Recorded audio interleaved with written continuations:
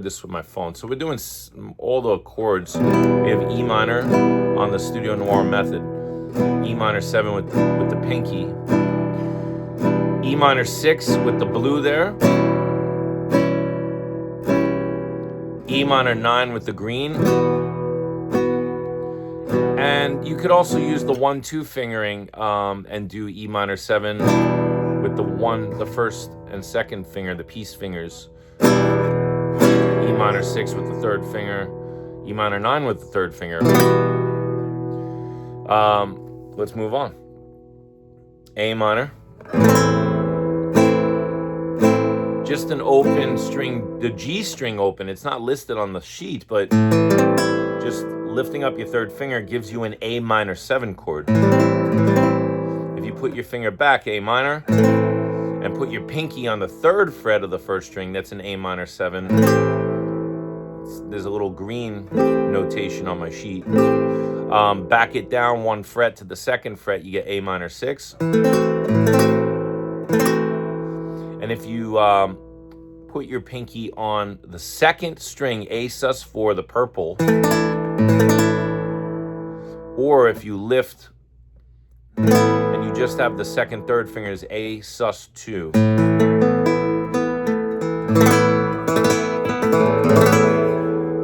A mystical chord. All right, C major. C major 7, lift the first finger. C add 9, put the pinky down. C7, the pinky goes on the G string, third fret. That's the orange note. We're gonna move on to F over A. First, just play the F chord without the A in the bass. Just a 4-note chord. F, A, C, F. Very important that people eventually get that. And then you add the A in the bass. Don't want to bang on the E. It just sounds kind of awful and clashy. You can curl your first finger, get the F major 7. You could put your pinky down on the third fret of the first string and get F add 9.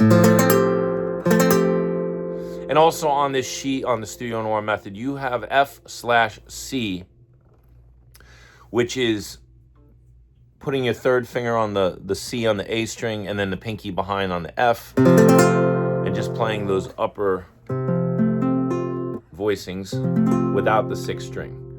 I mean, basically that's the gateway towards a bar chord. If you just lift your first finger and bar the first fret, you get the big F bar chord, which is on the bottom of the page of the method right there, the full bar chord. If you remove the first finger from the 6th string and just bar the little 1 and 2s, that's the chord we were going for. All right, we're gonna move back up to the regular chords here with the colorful extensions. So we have G, the way I teach it, with the third finger. We have G7 with the first finger. We have G6 with the open first string. We have the purple G sus4, where you're playing the second string first fret. So you want to take out the B on the A string. A lot of times our third finger will naturally block it. You could add the pinky just to get a little more depth in your sound. G sus4, it means suspended fourth. Moving on, we got D. We have D major 7, which you could bar the second fret, or you could play a 1, 2, 3 like a A major fingering. It depends on what's coming before and after it, or what's comfortable for your hand. A D6 chord is playing D and lifting your third finger.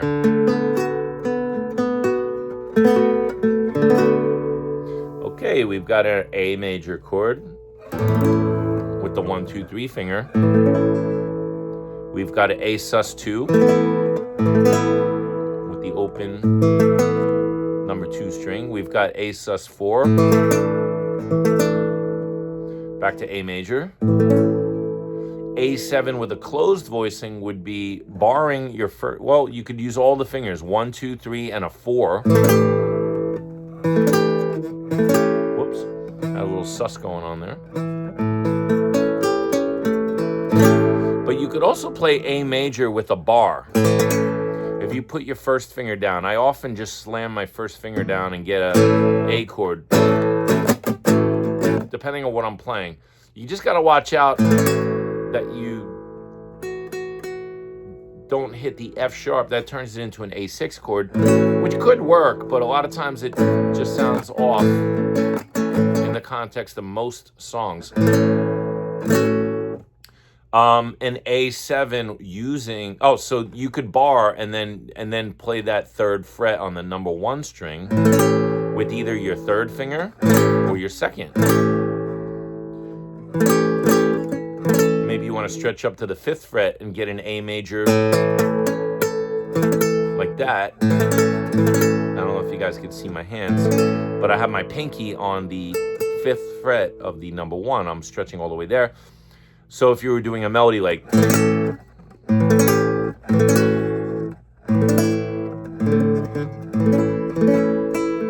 might want to use that.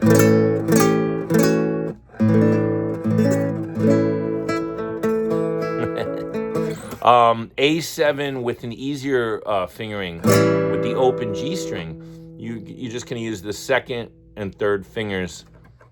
You're fretting the E and your C sharp. Okay, we're moving on to the E chords. E major. Put the pinky on the G string, blocking the G sharp, adding an A. That's an E sus4. On the sheet, it's green. E6, yellow note. The C sharp. Move it up 1 fret to an E7, the red note. And you could even bar down for an E7 sharp 9, which is very rarely played here in that way. But usually it's played up all the way in what's called the 6th position, but the second finger playing like a B7 triangle on the A string with the pinky on the 8th fret, the G. That's usually where an E7 sharp 9 is played. We'll go over that later with the B7 chord. I could show you that. Let's look at the easiest way to play an E7 chord. It's just by pulling off your third finger from an E chord. We're going to be looking at 7th, 9th, 11th, and 13th chords today. Not all of them, but that's going to be our focus for the advanced class today. So first, we're just going through the Studio Noir method of chords, warm-ups. D minor. Lift your first finger as D sus2. Put your pinky down on the 3rd fret. You got D sus4. D minor 7, you're going to do the purple bar. Now we're going to move on to the power chords, E5 and A5. So you could do 2-note power chords, E and a B, A and a E. Or you could do 3-note power chords where you press down on 2 strings. And then there's the movable F5 power chord.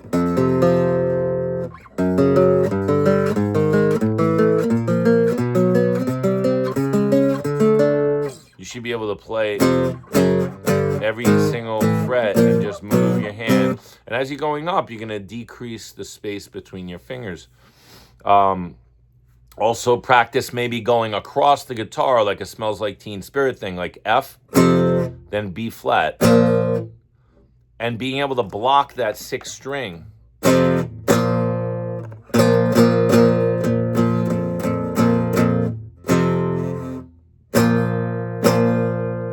What I'm doing is I'm muting with my first finger. I'm overshooting the root to block that 6th string. So here's F5, now B flat 5. I kind of let my finger stay a little on the 6th string. How about an F sharp 5, 2nd fret, to a B5, and just let that first finger kind of touch the sixth string.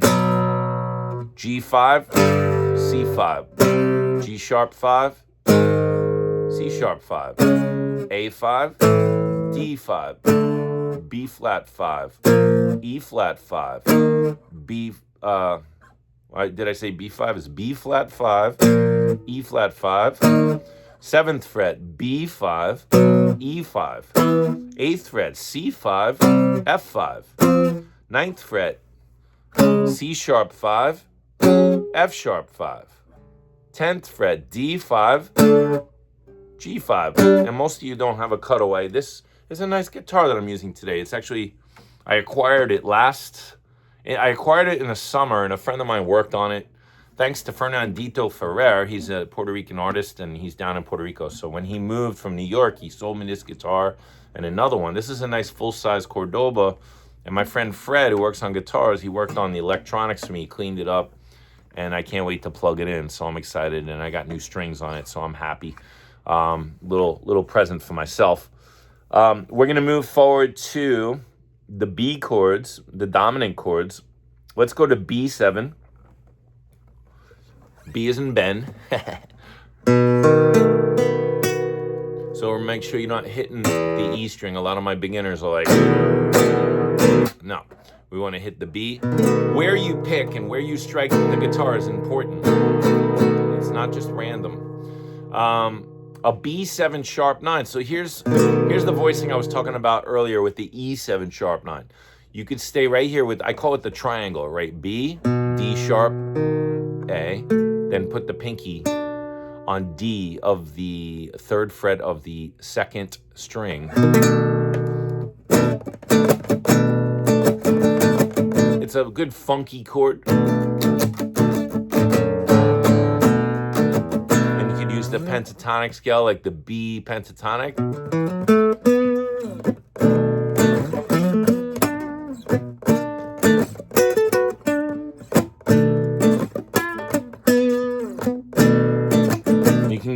You can play a whole blues with just the sharp 9 chords. Go to the E7 sharp 9, same voicing on the where your second finger is on the 7th fret,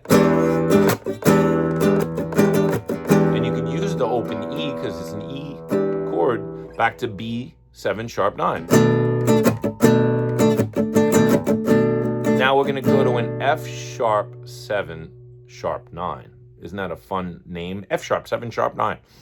You could play it all the way up now with your second finger on the 9th fret. Same voicing, same fingering. And then come down to where the E7 is on the, and all the way down to the B. And it has a great sound. I'm just gonna demonstrate what that would be like, a funky blues with all sharp 9 chords. 1, 2, 3, 4, B7 sharp 9 on the 2nd fret of the A string. B7 sharp 9. Now up to the 7th fret root, E7 sharp 9. Down to B. F sharp, 9th fret, 7th fret, B.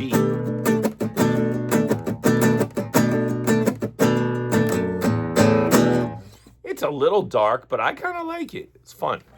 All right, we're going to look at the B9 chord. So we were talking about, adding some 7ths and 9ths to our repertoire today. That's part of the lesson. So here's a B9.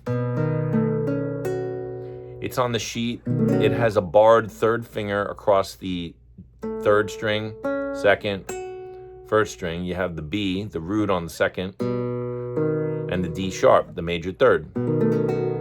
So C sharp is a 9. So you've got a B7 triangle and the 9. There's different ways to finger it. You can actually use all 4 fingers and then just don't hit the high E string. You could even use your pinky on those 2. It's just sometimes keeping things in tune, it's hard to judge the pressure of your finger. But like I tend to use my third finger like that, okay? And that's those voicings. Just to go over it, D as in dog 7 is that triangle as well. The same triangle as B7. D7. D7 sus4. That's on the sheet as well. All right, we're going to look at the B major. B, it's a movable bar chord on the A string. Now, I learned this many years down the road from when I learned it, but if you play an A major chord with your second, third, fourth fingers, instead of your 1, 2, 3, drop the first finger out and play with your 2, 3, 4 A major. Then you pretend bar behind the nut, then move it up 1 fret, everything, and now boom, that's how you get this fingering for a major bar chord. Up another fret is B. So the first position is a B flat and a B. Third position, C. So you can play a C chord like that, or you can play the regular C chord, right? But what if you need to play a C sharp major chord? So now your first finger is on the 4th fret, and you have this voicing. And again, you don't want to hit the open string unless you want it to sound chaotic. So you have to block that string with your first finger. You overshoot it a little. There's another way to finger this. Go back to the second. Ben, I'm not seeing your hands at all. Okay, I'm videotaping it just so I could post it up as well. And then I could also go to your, I'll let you guys see me as well, okay? So let's do that. Stop share. Here you go. But I'm also doing a nice video for you guys to post. So here we go. So you have the A major shape I was talking about earlier. This is where the major movable major bar chord with the 5-string root comes from. If you practice playing A major like this,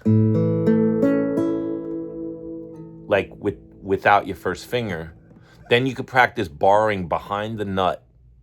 And I always say it, I'm not the nut. This is the nut over here, okay? Maybe I am a little nutty, but all right. A major, first finger here, then you could move that whole thing up. Now you can bar and get that high string, or you can just play the inside strings. It's plenty good for a movable major, but you want to hear this note. Now let's move up to the second position. That's B.